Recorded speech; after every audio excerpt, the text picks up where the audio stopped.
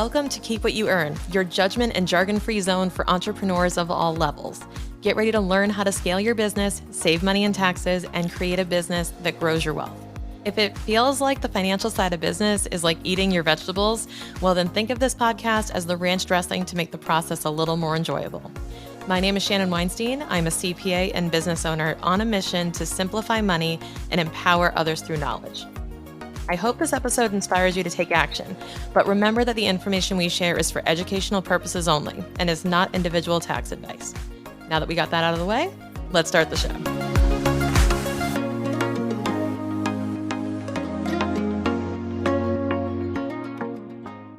While you're in growth mode in your business, it's pretty hard to think about the idea of selling it or saying goodbye to it, right? It's kind of like when you have a newborn baby, you don't think about graduation day. But inevitably that day may come and you want to be ready for it and be able to be nimble and be adaptive to your new goals, your new priorities, the person you'll become once your business matures a bit more. And that's what I want to talk about today is how you want to be building a sellable business today, even if you have no intention within your eyesight to be able to sell it. And why I say this is you want to be thinking about, is this sellable as a lens through which you look at everything in your business? Here's why. Because ultimately, you can't do this forever. Let's be real. Like you won't be able to do this forever. You know, your life is finite. I mean, it's true. Your life is finite and you can't guarantee that it's just going to run on its own without you. And furthermore, that's also one of the reasons to build it like you're going to sell it. So it could run without you. But the problem is that a lot of people are running their businesses with no end in sight and their kids don't want to take it over. There's nobody who wants to assume the role of owner. Maybe the employees are just really happy where they're at and nobody knows what to do, right? And you don't want to be stuck in that position where you have to basically close the doors and say, that's it, and just end the legacy, right? Some of us want to build something that can be passed on or create the legacy, create a real impact, a real ripple effect. And in order to do that, you have to think with the end in mind. And not even the end, the evolution in mind, I'll say.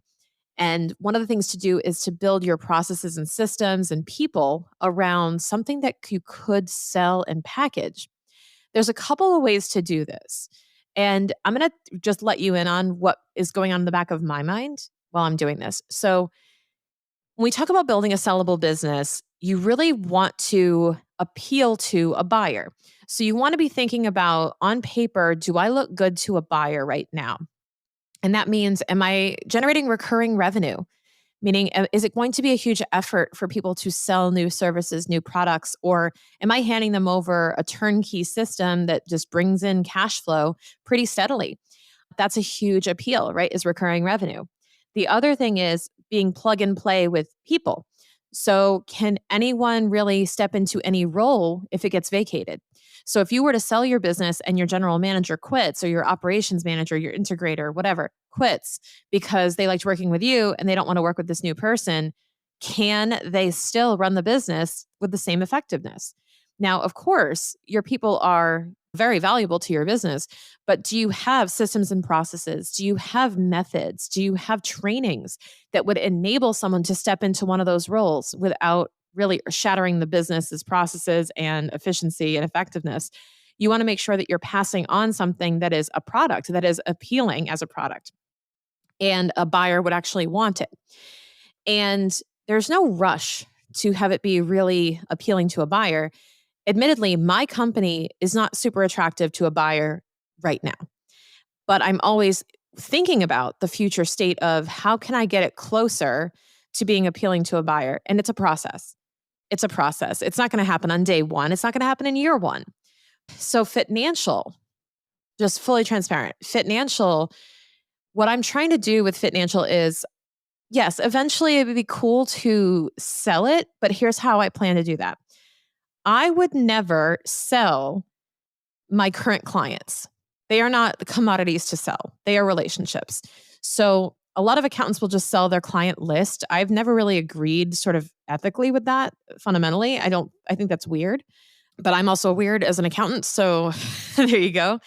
What I would do is I would create a fractional CFO firm that did exceptionally well with client relationships, that had a method to deliver what clients are looking for when and with the right level of support, where they felt taken care of, they felt like they got a different experience than they normally would from a CPA firm, that we really differentiate on the relationship front and the availability and the nurturing and all of that. So we really do exceptional service.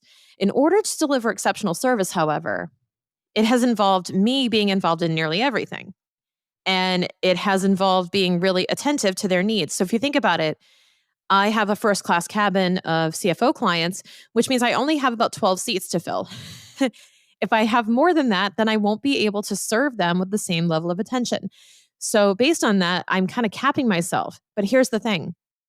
In the process of building this first class cabin method, I can then jot down what I'm doing, how I'm doing it, how I'm delivering it, how the pricing structure works, how the offers work, what's included, what's not included, what has to happen at every stage of every month in order to deliver our service, mechanically, how the assembly line works, how the team interacts with each other, what tools we use, right? Our tech stack. If I have all of this documented in terms of the recipe, right? The recipe on how to deliver my CFO service, I can sell that. I don't have to sell my CFO practice. I can sell my recipes. So you don't have to sell your restaurant. You can sell your recipes. You can sell the method. You could trademark it. You could even license it. So you could franchise it, right? This is literally how franchises work. The franchise that starts the whole thing figures out how to unlock the right level of service, the right brand, the right, message to the T. And then they basically copy and paste. They say, hey, franchise owner, do you want to do this too? Here's the entire playbook on how we did it. And if you follow this to the T, you'll be just as successful. In fact, you have to if it's franchise. But if I were to license out my processes or I were to sell my processes, I could make great money doing that while also serving my clients that I want to in the capacity that I want to. And I think that's the goal. Is I never want to sell off my clients. I would never want to do that. The only way I would ever do that is if they were working with a CFO that worked with me and that they knew and loved as well, that they were just as cared for. They were just as happy with another person that I had connected them to. That's the only way I'm going to do that. But if I were to sell my methods to another CFO, they could initiate their own relationships with their own clients. They could market their own services in a certain way. They could leverage my branding to be able to do that, knowing that Shannon wasn't going to be the one serving them, right? Because that would remove me from the branding. And I think that would be super cool if Fitnancial Solutions, or if we rebranded it, whatever, could offer some type of a fractional CFO service under a common method. Now, am I close to getting there? Absolutely not. But am I acting every day like that's what's going to happen? I am. And when you act every day in these micro actions, like you're building something that is worth selling, scaling, licensing, then you're going to be more on track on a 1% everyday basis towards that goal. So you really just have to be thinking about, how could I take a small action today to better position myself for the future decisions I'm going to make that I haven't even dreamt of yet? I couldn't even dream of the idea of selling Fitnancial right now, even though it's not that crazy to think about in terms of the event actually happening. Whether I want to or not, it's a different story, but could I sell it? That's nuts to think about. So when you're building your business, even if it feels like it's in its infancy, just know that the decisions you're making today, the small micro actions you're taking, are contributing toward that future. So you want to be thinking ahead and saying, how can I leverage the decisions I'm making today to better position myself in the future for the firm, for the practice, for the business, that I want to build. And that's what we're always thinking about. So I hope this inspires you to take a few actions today to move you closer to that goal. And remember, you don't have to want to sell your business today to want to build a sellable business for the future.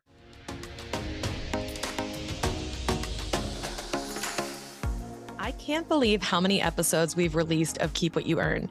There are literally hundreds of thousands, if not millions of dollars in tax savings contained in our episode library. And there are so many topics that we cover. To make it easier to find more of what you need right now, we actually created a custom curated playlist just for you. That's right, a playlist of value-packed episodes that you're looking for based on your goals right now in your business. Whether you're making your first sale, trying to strategize your taxes, or you're scaling your team, there is something here for everyone. Check out the podcast playlist generator now using the link in the show notes and explore your custom playlist.